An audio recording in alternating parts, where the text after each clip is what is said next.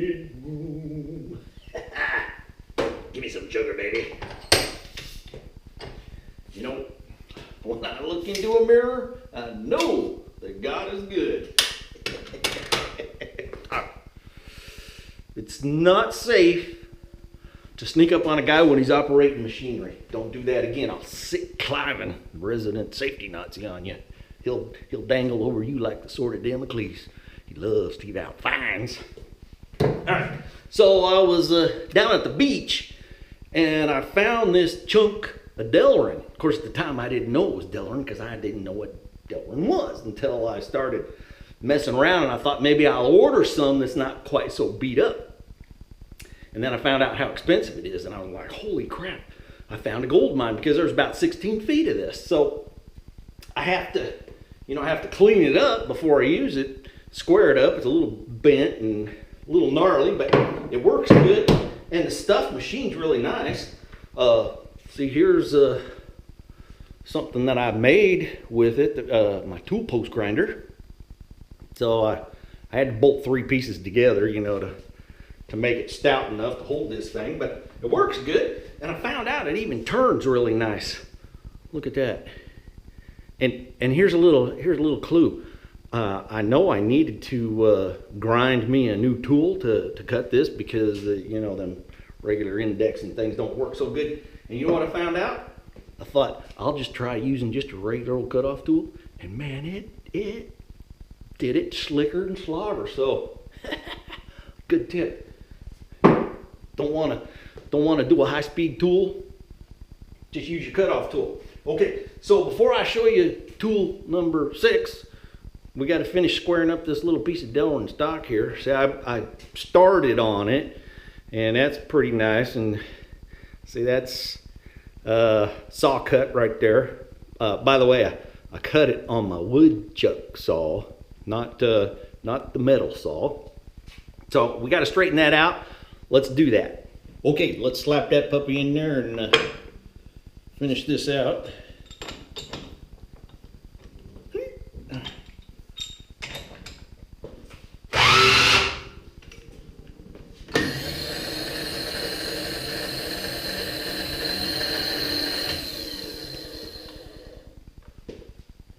Good.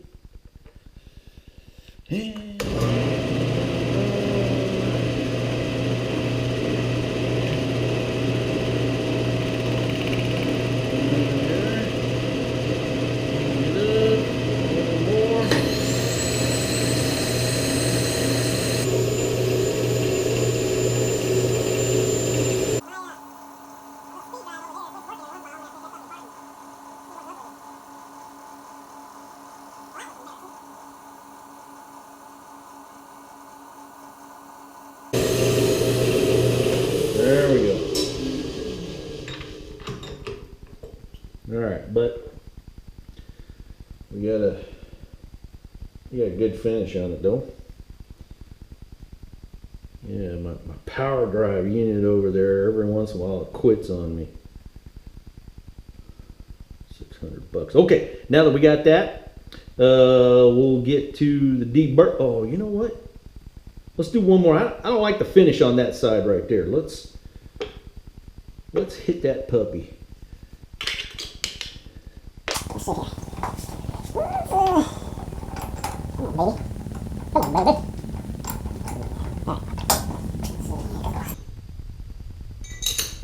Parallels. Okay. Yeah, that side. I sharpened my bit after I did that side, and bit my tool. So.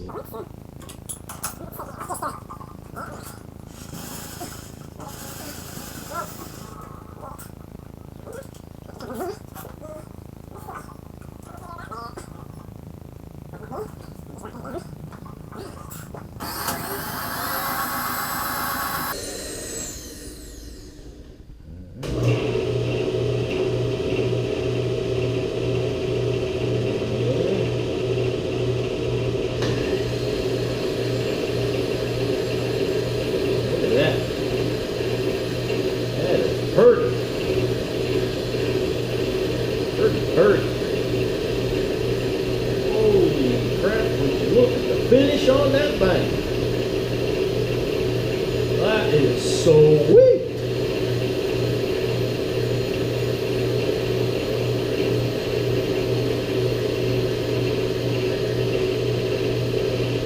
That is just beautiful. Gotta like that.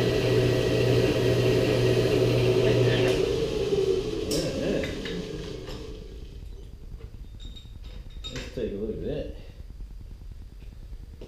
So, is that pretty? Look at all them little curlicues there. Look at that.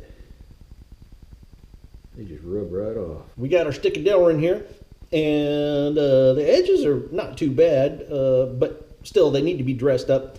I did just a little bit of research on the internet before I did this video about deburring plastics, and I know it can be, according to what I read, I haven't had too much trouble with it though, that it can be a problem. I hear some people use flame, I hear that some use cryogenic tumbling and all that kind of stuff, but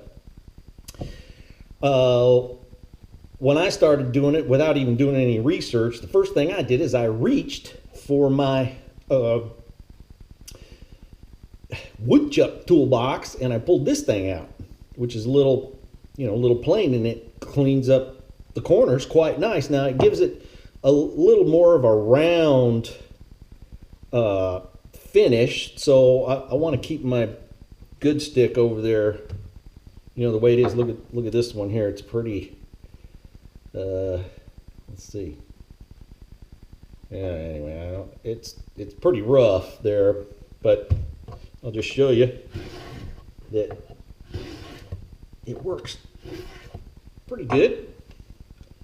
Let's see what that looks like. Man, I don't think you can see that, but it gives a much more round edge. So if you go to your woodchuck toolbox and you don't have one of these, then go to your leather working toolbox and get one of these.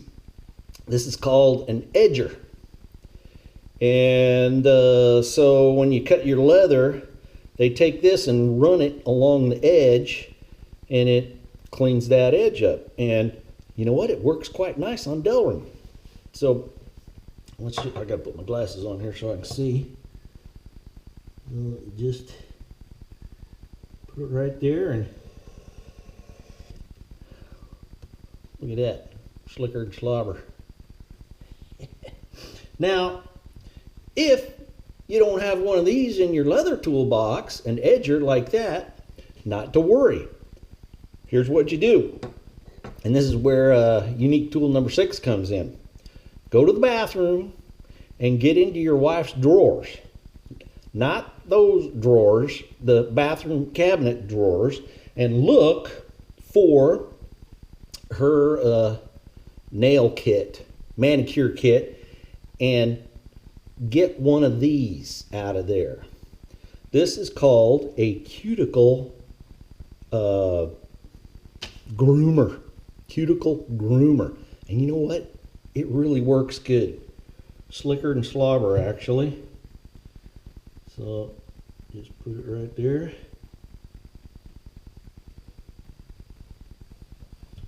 Look at that. Peels it off. Nice. So let's just do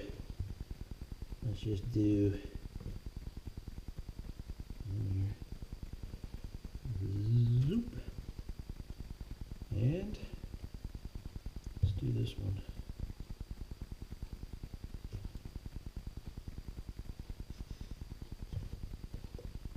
All right. Now let's see if you can see how nice that is. Let's just finish off the rest of it here. Do that like that. Boom. Boom.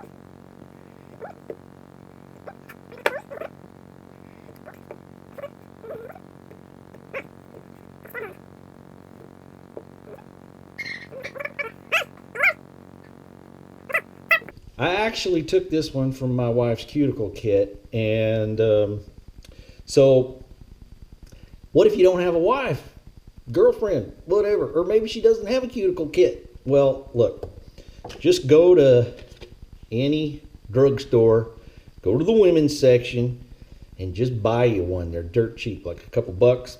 And I bought this one because, you know, I thought my wife might be missing this, and you know what? She hasn't noticed, so I got me a spare now. Anyway, that's unique tool number 6.